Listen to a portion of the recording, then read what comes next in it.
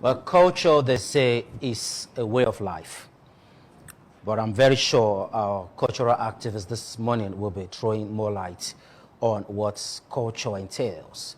I have with me in the studio this beautiful Monday morning, Mr. Izodua Imaswa. He's the chairman of the Association of Great Benin Descendant Cultural Group. Is it a group now? Yeah, it is a group, yeah. All right, good to have you on the show this morning. Thank you very much. So to some people, culture is a way of life. What is culture to you? Oh, well, not just a way of life. It is the soul that connects the people to the very past. It's the wholesomeness of the existence of a human being. You can't separate a culture from the soul of a human. So it is who we are as a people. When people say that, who are you? Your culture entails the very wholesomeness of humanity. Oh, okay. Now, how does modernization affect our culture? In a very devastating ways. Some want to say that positively, but using the Benin society as a case study, you agree with me that they have fully disproportionate themselves from their very existence. What do you mean by that? What I mean by that is that as a Benin man, I know some certain laws that guides my land. I know some certain taboo that I'm not supposed to partake in. Modernization through Western ideology has made us now to feel that all our existence were wrong. All the ways of our ancestors are barbaric. So we now start to put European ideology over our cultural activities. I will buttress my point. As a Benin, I believe that the word of the Oba is final. All right, but the modern democratic practices says that the federal government and the state government words are final. These are contradictions of to what we believe. To what we believe. And adjusting to some of these things is devastating for some of us who really feel that we were best before these European ideology came into our society. I'll give you another example. The Benins are known, almost practically where you're going, any information you have about the greatness of Benin, we're all recorded in the pre-colonial history, before the colonial masters came. Since the neo-colonial and the post-colonial era, the Benins have not been able to do 1/10,000 of what they did before the white men came. So one should ask that there is a problem. And the problem is that when we try to absorb or have this European ideology mixing up, contradicting with our ancient ways of life, it has hampered our development in a way that is unprecedented. If you read, if you go to the Guinness Book of Records, published 1976, they'll tell you that the greatest earthwork in the history of mankind was done by the Benin prior before the mechanical era. The Benin people were the ones to first invent street lighting that you now have all over the world, in the entire world. So their landmarks, their ideology, our architectural patterns were at best rivaled only by the Roman architectural patterns in the world. As a den. So when you look at these ideas of our ancestors, you discover that we are veered off, and it has taken us like centuries back, while we believe that we are on the right path, but actually we're not on the right path. So modernization has limited us to an extent, is that what you're saying? Yes, has limited the black men, the black nation, the Africans in ways. This is not about Benin. I'm just using Benin as a case study. As a case study. All right? Where we should be able to express our ideas by God-given talent we are not trying to mimic the European ideas to express our God-given talent. Okay, now for people who now feel historical event doesn't count, there are places where they celebrate like the New Yam Festival. Yeah. And some just believe, okay, when you give birth to a child, there are processes and rituals that child needs to go through. Yeah. But some people just feel, okay, we don't need all these historical events again. We are now Christians, in quotes. Okay. I'm now educated. I cannot just go and strip myself naked just to bath, take my bath in one stream for the purpose of performing a ritual. So what now happened to those people? Are you saying there's consequence? Is there any negative consequence to that? Well, there have been consequences. First, you made mention of the word education. I don't know what kind of education you're talking about. Are you talking about Western education? Western education. Because we were in dummies when we built the Great Benin Wall. That was estimated to be 4 times longer than the Great Wall of China. We were in dummies.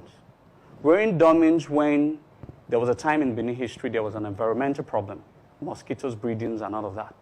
We needed to excavate soil stratum all the way from Ikpoba River down to Ibiwe. We were in dummies. So in other words, we should put these things in right perspective. Is it Western education or our own educations?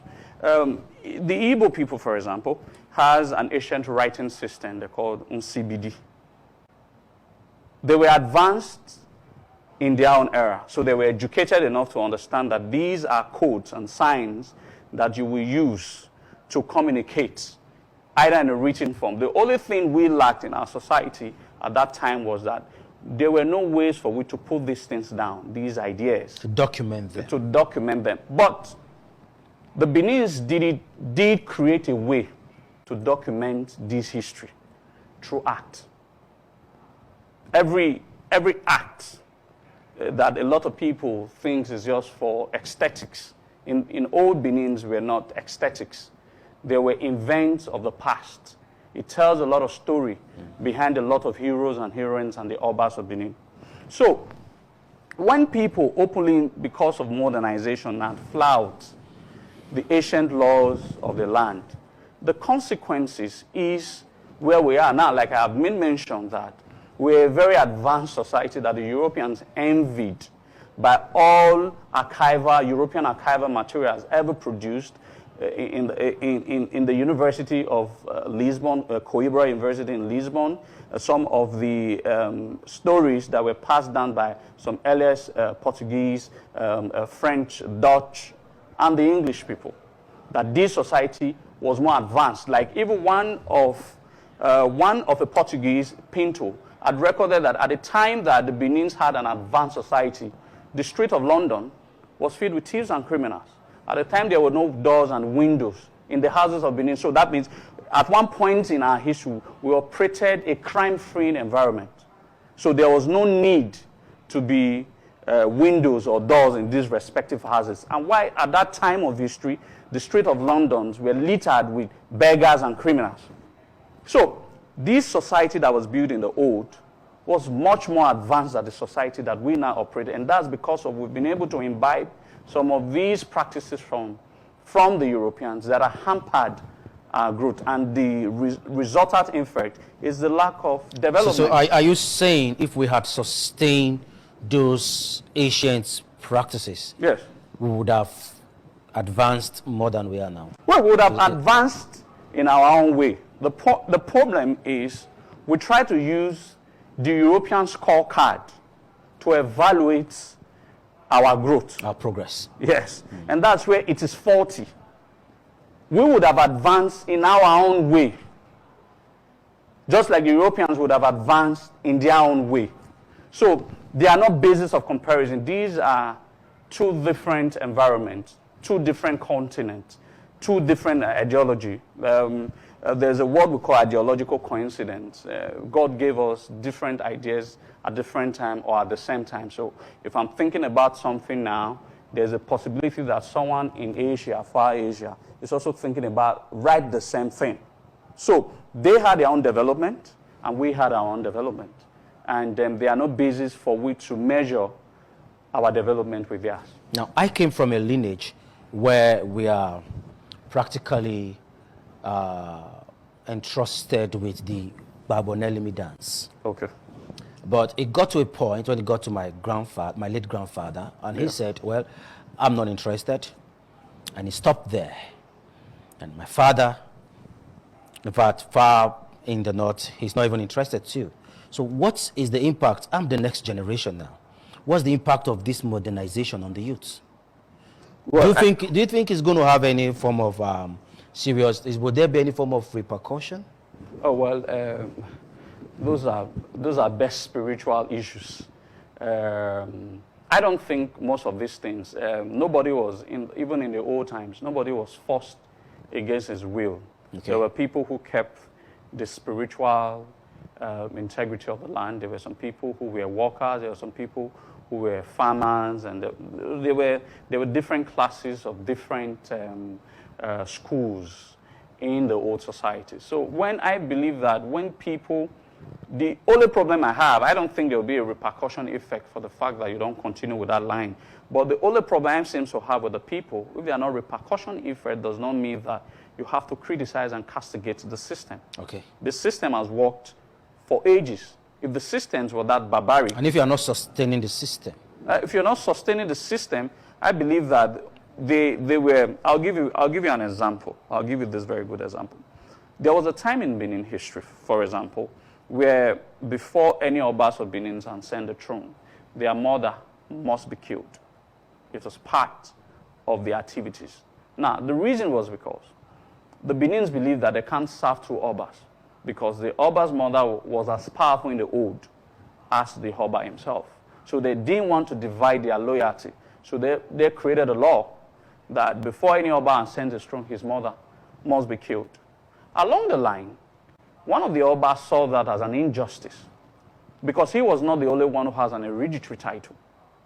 All right? So he said that if you are to kill my mother because God has made me the Oba, so you, some of these thieves that title are also hereditary, you must have to also kill your mother before you can step on your ancient stools. So the Benins needed to see reasons. So we didn't need Mary Slessor to tell us that the killing of twins is bad. There would have been a natural evolution of our thought system to be able to, within ourselves, process in our mind that the killing of twins is bad. Okay. So it was just all going to take time. Just like when, I think it was in about 1858, when the Europeans stopped burning of witches and wizards in the public. They didn't need the Africans to tell them that that practice was bad. So we didn't also really need them to tell us that some of these practices are bad. It was just going to take a normal evolutionary process, a normal thought process, for we to eradicate some of these bad practices and retain those ones that are good. Okay. So modernization have a positive impact on the youth? Well, both positive and negative. But I would think the modernization, if it's a European modernization, on the Africans, I would say negative impact. So what are these negative impacts? Okay, I'll try to buttress it in a way is that we have sort of moved from our thought process. We believe that, okay, this is technology. But there are countries in the world, like countries like North Korea, that probably are doing without most of these European technologies. And they're surviving till date in this modern era. And they're doing fine. And they're doing fine. All right? Most of these civilizations that came in has also created a lot of rivalry. There are much more competition. If you look at the African society of 100 years back, nobody was really, really too materialistic. And there won't have been, when you're not materialistic, there won't be any need for you for crime. So people begin to see some of these things. I need to have an iPhone 13 Plus, which is an idea, which is a call of a European technology. I'm not saying these advancements, so don't get me wrong. I'm not saying this modernization, these advancements. I'm very sure you have one. Huh? I'm very sure you have one. I have. No, that I do. But what I'm just saying that there are no basis of comparison. African continent would have been allowed to grow in their own pace. To express themselves. Exactly. So you think there was a form of infiltration by the Western world? In our belief system, and that's what has crippled us. Okay, now, there was a time you traced some people to Ghana. Yes. And according to you, you said these guys are from Benin. Yes. So how come, they have a different setting now? They're in Ghana. Yeah. And I'm sure for ages they've been there. So do you still think they can still imbibe the culture of the Benin Kingdom? Oh, well, first, distance do not kill the bloodline. Distance do not, if you should have siblings, relations that are far away United States. I do. It doesn't make them less ASAN, does it? In short, why I'm more interested in bringing some of these people back. Benin was a cosmopolitan city. It was a city built on ideas. It wasn't a city built on tribe. There wasn't like, it's a Benema. It's a context, it's one of the contexts of European ideology that I talked about. The old African society was built on idea, chiefly Benin. It didn't matter whether you were a Yoruba person living in present-day Ogun State or you're a Fulani person who's from Castina. What was most interesting to us here was that you have a solution to a problem. It's like the modern-day American, where it doesn't matter what color or creed you are. It's about your excellence, what you can contribute to the society. That was what built. But the narrative has changed. It has changed because we now find ourselves in a country where ordinarily we're not supposed to be. That's another talk for another day. But the point I'm trying to raise here is that I discovered that most of the people who left here as Benin people, as Benin descendants, left here with the original ideas of this land. At a time where our society was less infiltrated by other incoming tribes, all right, that was the time these people lived. So in order for us to really portray the beauty of our history, the beauty of the old Benin society, some of these people need to come back and show us some of their ways of life that they took from Benin, so that we can also learn one or two things. It's sort of a cultural mixture, all right? They left with 1 or 2, 3, 4 ideas from Benin, just like every other person's left. Which is not obtainable in our present-day Benin. Well, yes, some. There were some ideas. I'm sure that your scope of life when you were age 15 is different from your scope of life now, because you could have left some behind that another person could have picked and now begin to channel your energy towards another direction. So some of these tribes picked some of those old life that we felt inadequate, but was actually adequate, but we felt inadequate. And bringing all of these things together again will form the wholesomeness of not just our cultural heritage, but of our history. And that is why it is really very important that I've traveled to all of these areas to speak with these people and find ways that we can start doing things together once again. Okay. So what do we now do to preserve our history, preserve our culture, preserve our tradition? Well, there's a lot we can do, as a matter of fact. Like you said, you cannot preserve your history when you do not partake in the activities of your family line. You came from the long lines of Bambonale. Yes, okay. Very long way. Exactly. Well, ended. Some time ago. Some time ago. Exactly. So what you've denied the future, your future generation, is that history that comes from that long line. Sometimes we always look at the spiritual application, but we don't understand the history behind it. There will be a time where if we become a rare commodity of the practices of your old long line, and because there is a breakage of that system, people who are going to pick the remnant will not be able to get it in the truest of forms. It becomes a problem. So that's why you have some cultural practices that are not in its authentic form. That are not in its authentic form. We have had that several times in Benin. Some practices was taken from, I'll give you a very good example. Holy Arosa.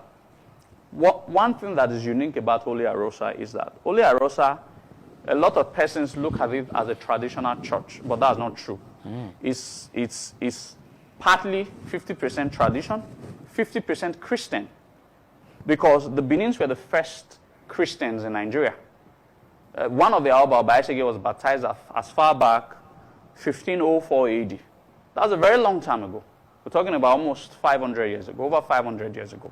The Benins were already Christians. So when these Europeans came, chiefly the Portuguese, they were missionaries. They were looking for virgin countries. That is, when they say virgin countries, countries that have not yet been religiously... they have not been invaded with the gospel. With the gospel, whether Islam religion, Islamic religion, or the Christian religion. So when they got to the Benin country, they discovered that we were traditional people.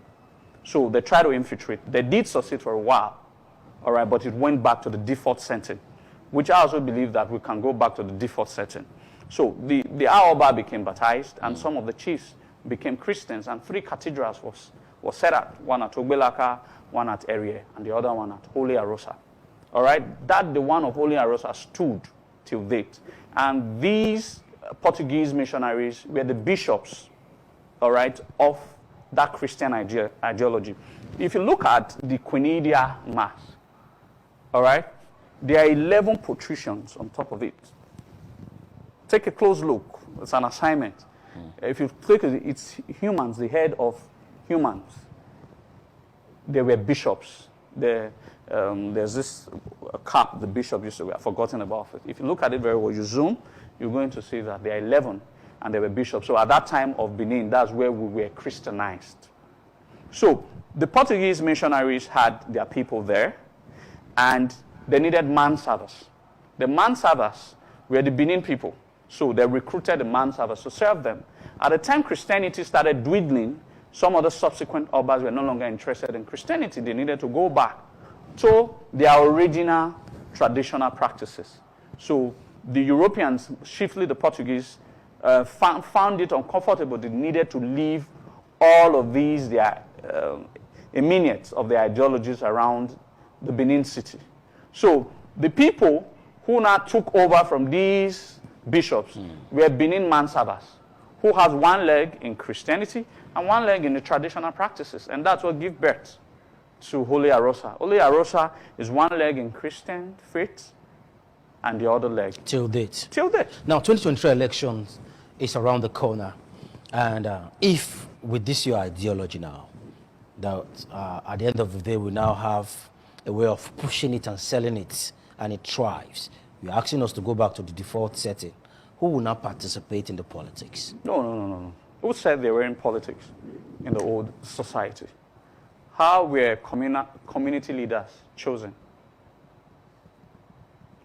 I keep using Benin as a case study because that's what I'm really very familiar with. The Oba of Benin realized that he had a vast empire, and that how are they going to control this vast empire? He created viceroys in forms of dukes. That's where you have a Nigi in communities. Now, if in the communal system, for example, along their different age group, the Egele age group, the youth, all right, and the head of these Egele is Okao, how do you think that Okao will emerge? It's through politics. Now, the Beninese took politics to another level. In the Old, there is a community called Ogboka. Okay. Along Sokmomba Road, after Sokmomba. Ogboka is the first community there. You would not even know because they are all fully developed. Immediately you enter Sokmomba from Ring Road, the community you have there is called Ogboka. All right, that Ogboka, the princes of the Benin realms were sent there to learn politics. That's the community Sam Lokwefe is from. All right, they were sent there to learn the politics. That was, we're talking about 400 or 500 years before colonial era. The crown prince? Or? The crown princes were sent to learn politics because you cannot sustain a society without politics or without politicking. So the traditions were not devoid with the ideas of politics. All right, they were only devoid of the European politics. We had our own politics. All right, there were some situations in Benin where politically, all right, some Obas were favored to the throne. Politically. All right? But in most cases, we call them the usurpers. Okay. And the throne was retrieved back from them. But politics gave birth to these people going there. So there's nothing like what is the stake or the old society have always practiced. Okay, politics. now land grabbing has been a major issue in the state. All thanks to the governor of the state, His Excellency Governor Godwin Obaseki. He actually introduced a group recently. In fact, they inaugurated a task force with the support of the Nigerian police force. Now, do you think land grabbing should be what we should be facing as a state? Yeah, they are as worse as Fulani herdsmen. Land grabbers? Yes. They have caused untold hardship. And funny enough, these people are like you and I. They're just some they're just some bully, very big bullies that we need to stop. When the present monarch, the Oba of Benin, ascended the throne in 2016, the first declaration was that there's no longer CDA.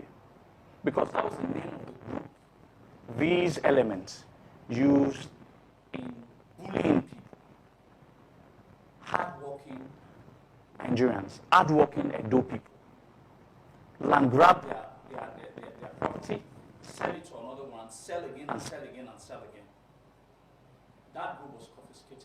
The palace and the government created policies and to ensure that these land grabbing is finally put to an end.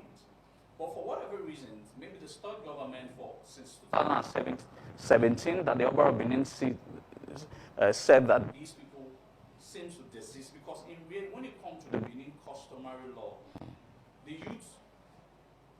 the functions of the youth are to carry out sanctions from the elders, are to clear the bush paths, are to go fetch water. Should there be invaders, is to defend. They have no customary law that backs them to sell 100 by 100. In the past. In the past, and that's why I talked about modernizations. At what point in time in the Benin customs and law did any of these things empower these Egele to sell properties? Don't you think the present economic situation led them into it? And that's the problem. See, I've always told people that there's always a calamity that befalls a society that has departed from the past. When these laws of the land were followed keenly, there were no such words like land grabbing. Okay. When the elders of the land were solely in charge of the land, but when I mean in charge, I want it to be debated. Because the Oba of Benin gives community elders to hold this land in trustee for him. Hence we say, Oba Mwewo Nejondai Mayania. The Oba gave them this land to hold. They are not the owners of this land. All right? By the Benin customary law, the Oba owns the land. You only give these community heads to hold in trustee for him. Okay. And the heads that he gave is the elders. The Egeles are not part of it. They don't have such power. But in modern day settings, these youths are now the one land grabbing and taking charge of this land. What is not their customary right. And that is where we have all these multifaceted problems that has not bedeviled us as a people. So what's the way out? Way out? Well, the governor just created land grabbing police and all of that. I think the governor should work with the palace closely on this matter because it is part political and part traditional. It's a matter of reverting. The Oba tried, he did revert the power from these youths and gave it to the elders. Because no matter how dubious an elder is, there are level of sincerity. So there's a level that he can, yes, there's a level that he can perpetrate that crime, but the youth doesn't look back. Okay. All right. So first, the power has to return back by Oba's declaration that the power has to return back to the elders. And secondly, for them to know that these people are not gods, they are not deities, they are humans like us. And the creation of the policies of the government, by executing it, is most paramount in this. Okay.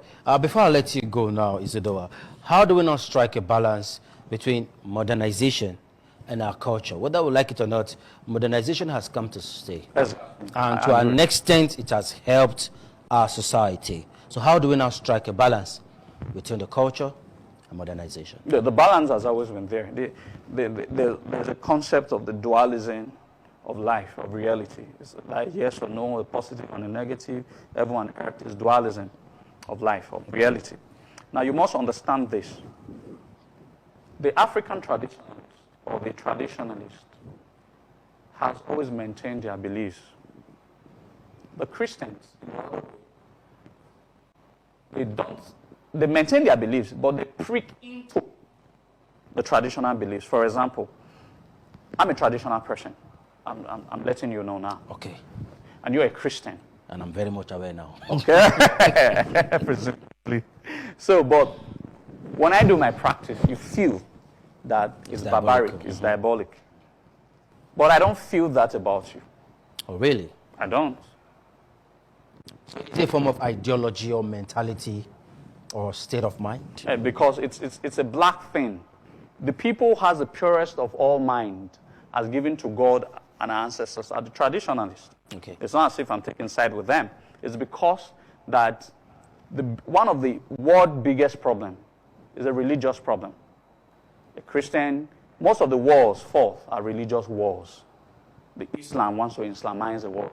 Christians want to Christianize the world. But the traditionalists always believe that everyone is created by God Almighty. So the balance is you being contented, me being contented with my practice, without you thinking that my practice is inferior or my belief is inferior to yours. That's what you're saying. Stick to what works for you. Exactly.